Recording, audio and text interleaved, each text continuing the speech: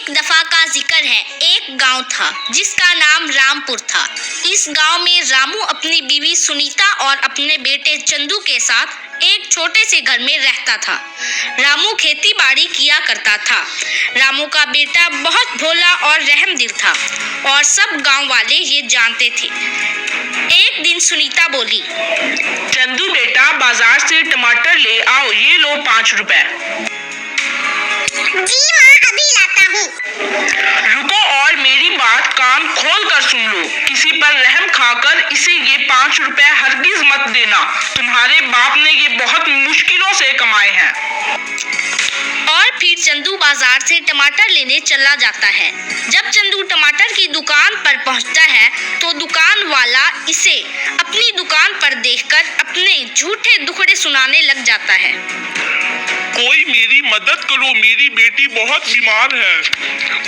उसकी दवाई खरीदने के लिए मेरे पास पैसे नहीं हैं। मेरे पास एक ही टमाटर बेचने के लिए है। मेरे इस टमाटर से 1 रुपया ही मिलेगा। कोई तो मेरी मदद करे, मुझे पैसों की जरूरत है। जब ये सब चंदू ने सुना तो उसे इस पर बहुत रहम आया। उसने कहा,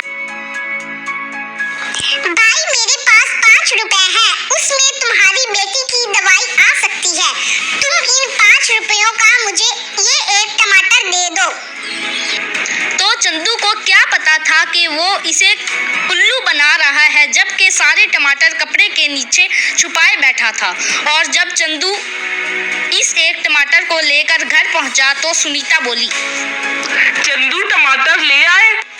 माँ, दुकान वाले की बेटी बीमार थी, उसके पास पैसे नहीं थे और एक ही टमाटर बेचने के लिए था, तो मैंने उनकी बेटी की दवाई के लिए उनसे 5 रुपए का एक टमाटर ले लिया। ये सुनकर सुनीता सर पकड़कर बैठ गई और बोली, हाय राम, इस पागल बेटे को कब अकल आएगी। ऐसे ही पैसे दूसरों को देता रहा तो जल्द ही हम सड़क पर आ जाएंगे। एक दिन रामू ने चंदू से कहा, चंदू बेटा, जरा जंगल से लकड़ियां तो ले आओ। जी अब्बा, अभी लेकर आता हूँ। और संभाल कर जाना, रास्ते में किसी को कुल्हाड़ा भी ना दे देना। चंदू जंगल में पहुंचकर एक नदी के पास दरख्त से लकड़ियां काटने लग जाता है कि अचानक उसका कुल्हाड़ा हाथ से फिसलकर नदी में गिर जाता है। वो बहुत परेशान हो जाता है। इसी वक्त वो देखता है कि एक हिरन जंगल में जख्मी पड़ी हुई थी। उसने हिरन को उठाया, हिरन को नदी के पास ले जाता है और उसकी मरहम पट्टी करता है। मरहम पट्टी करने के बाद वो एक जादुई बादशाह में तब्दील हो जाती है। तुमने मेरी मरहम पट्टी की, मैं बस यही देखना चाहता था। अब जो तुम चाहो मैं वो तुम्हें दूंगा। नदी के किनारे लकड़ियां काट रहा था कि मेरा कुल्हाड़ा हाथ से फिसलकर नदी में गिर गया।